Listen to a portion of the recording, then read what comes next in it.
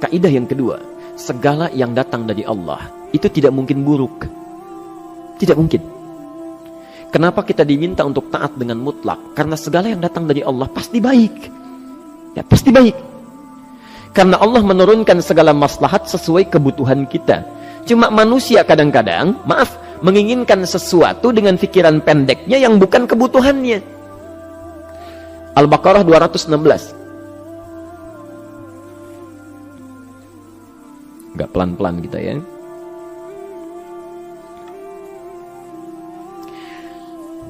Bapak Ibu kalau diminta milih, pilih motor, pilih mobil. Apa? Pilih motor, pilih mobil. Kalau sebagai manusia biasa pilih motor, keterlaluan itu.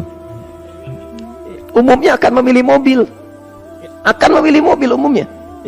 Tapi kadang-kadang kita menginginkan sesuatu yang tinggi, menurut Allah itu bukan kebutuhan kamu. Kebutuhan kamu itu motor. Ya. Keperluan kamu motor. Kalau kamu punya mobil, sulit nantinya. Gangnya sempit, mesti bikin garasi, anggaran bertambah, dipikirin juga. Capek. Sudah, motor saja, terbebas dari banyak kemacetan. Mampu diurai, tidak banyak difikirkan. Pelan-pelan.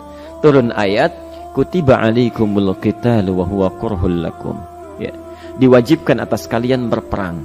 Dulu orang diminta jihad gelisah, ya. Gelisah. Nah, kalau ada perintah Allah yang melahirkan kegelisahan, ini maknanya.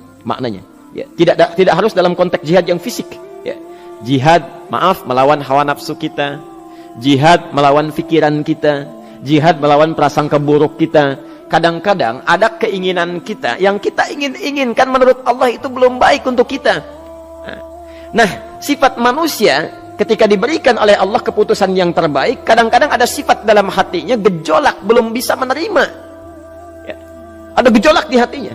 Dalam keadaan demikian kata Quran, kutiba alaikumul qital. Kalau Anda merasakan sesuatu sedang ada gejolak di jiwa, sulit menerima ketetapan Allah, maka perangi perasaan-perasaan buruk itu. Wa huwa kurhul lakum, walaupun itu sulit.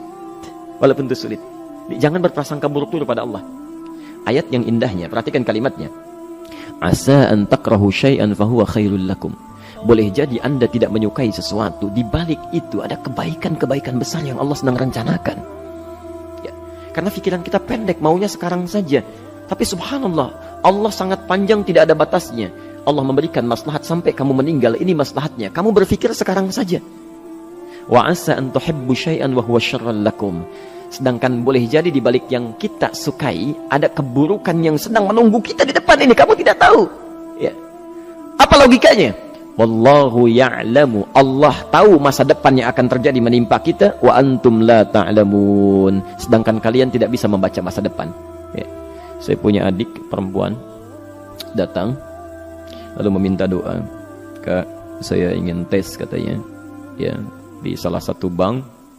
Kemudian sudah pada tahap akhir yang menurut hitung-hitungan manusia dan perkiraannya insya Allah lulus, karena tidak ada alasan apa-apa lagi untuk tidak meluluskan. Baik, bismillah kita berdoa. Tapi doa kita seperti dibimbing oleh Quran, tidak minta dunia saja, ya. Jadi dunia baik, Al-Baqarah 201, Rabbana atina fid dunya wa fil akhirah, ya. Dunia minta baik, akhirat minta baik. Tapi aturan dunia dan akhirat ini jangan disebandingkan, rugi. Dunia itu kecil, ya, akhirat lebih besar. Dunia itu kecil. Makanya diatur di Al-Qasas, ya, ayat 77 sampai 78 itu. Aturannya wabtaghi fima atakallahu daral akhirah wa la tansa nasibaka minad dunya. Minta seluas-luasnya akhirat, tapi dunia jangan berlebihan. Ya. Sekedar mencukupi kebutuhan kita saja. Ya. Pakaian, Bapak Ibu sekalian, ya, kita beli pakaian sesuai kebutuhan saja, jangan berlebihan. Ya. Cukup ketika kita akan sholat, layak, indah dalam pandangan Allah. Ketika kita akan bermuamalah, bagus, tidak mengecewakan orang lain, sudah. Maka waktu selebihnya, ketika kita mencari sesuai kebutuhan, waktu selebihnya bisa digunakan untuk memperbanyak ibadah. Tidak banyak energi terbuang, uang juga terbuang, tenaga juga terbuang. Bayangkan kalau keinginannya macam-macam. Wah, ingin baju terbaru, ingin tasnya Hermes, mereknya dari Paris, sekarang juga mesti dibeli. Wah, uangnya sudah 400 juta keluar, tenaga mesti keluar, beli tiketnya macam-macam dan sebagainya. Habis waktu untuk mengejar dunia, ibadah tertinggalkan. Di rumusnya dunia itu secukupnya saja. Nah, yang paling menarik, kita doakan supaya Allah memberikan kebaikan dunia dan akhiratnya yang paling utama. Maka datanglah dengan lesu mengatakan, saya tidak lulus katanya. Kenapa? Saya bilang, saya tidak tahu, saya sudah berusaha. Tapi konon kabarnya, saingan saya adalah anak salah satu pejabat. Masya Allah. Saya bilang, kamu jangan bersedih. Kamu menginginkan sesuatu dengan pikiran pendek, Allah pasti memberikan yang terbaik yang tidak terlukiskan nanti. Subhanallah, pekan beberapa hari setelah itu, muncul berita, ternyata dia diterima di bank syariah. Dia menginginkan sesuatu yang diinginkan, Allah menginginkan lebih dari apa yang dia harapkan. Dikasih bank syariah, di situ terjaga, meningkat keagamaannya, terjaga hijabnya, segalanya, dan disitulah kemudian diarahkan untuk menemukan jodohnya. Masya Allah. Dia berpikir saat itu Allah merencanakan masa depannya. Ya. Jadi apa yang Allah sudah rencanakan pasti baik, Pak, Bu. Jadi tadi dari salat subuh yang pertama kali ingin disampaikan adalah, coba dilihat sampai subuh ini, adakah aturan Allah dan Rasulnya yang sampai subuh ini pernah kita langgar, pernah kita ragukan? Barangkali itu yang membuat kehidupan kita sulit. Ya. Allah, Rasul membuat aturan. Dan ada 4 tipikal orang, ya, 4 tipikal orang bila dihubungkan dengan aturan yang Allah dan Rasul sudah buat itu. 1, ada yang ikut aturan. Maka orang seperti ini kata Quran, yuridullahu bikumul yusra wala yuridu bikumul usra. Al-Baqarah 185. Allah menginginkan kemudahan, tidak menghendaki kesulitan dalam hidupmu. Ya. Maka dibuat aturan, yang ikut aturan Allah pasti mudah hidupnya. Ya, pasti mudah hidupnya. Ya. Rizkinya mudah, hidupnya mudah, nyaman, enak. Ya. 1, ada yang ikut aturan. Yang kedua, ada yang keluar aturan. Ya. Ini pasti repot. Pasti repot. Di awal-awal seperti menyenangkan, ujung-ujungnya repot. Allah bilang, jujur, jangan berdusta. Kalau dusta celaka. Wailul lil mukadzibin. Celaka bagi para pendusta. Dia keluar aturan, dia berdusta. Awal-awal memang nikmat. Besok. Ya. Pak, ini amplop siapa ya? Ya. Maaf Pak, ini amplop memang ini khusus Pak, anggaran tertentu, tidak ada kaitan dengan proyek ini. Padahal ada kaitan dengan proyek, dia sisihkan untuk kepentingan pribadinya. Bohong. Saat itu merasakan enak dapat tambahan, besok-besok dikejar-kejar sama aparat kepolisian. Ya.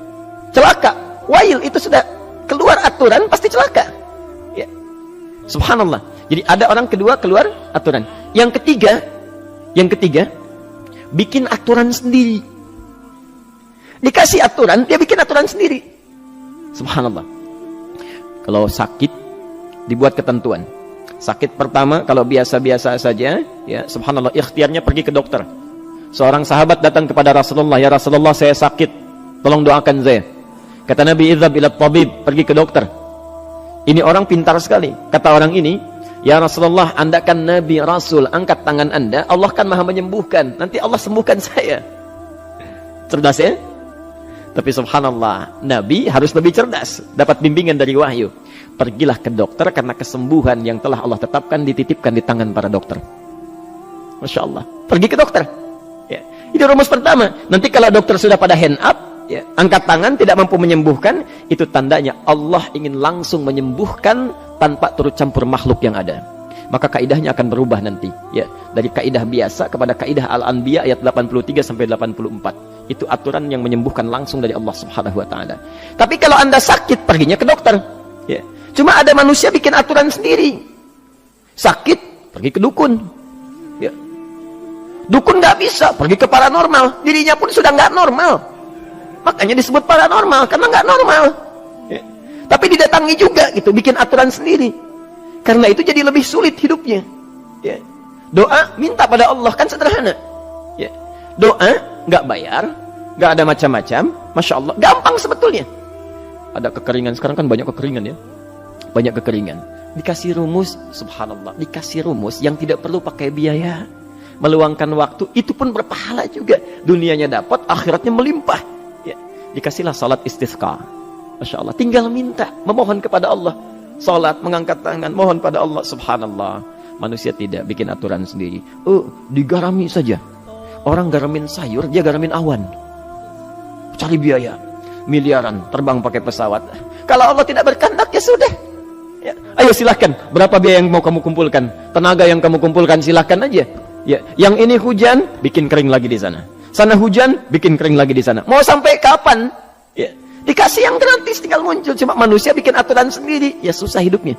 Itu yang ketiga. Yang keempat, ada orang nggak mau diatur.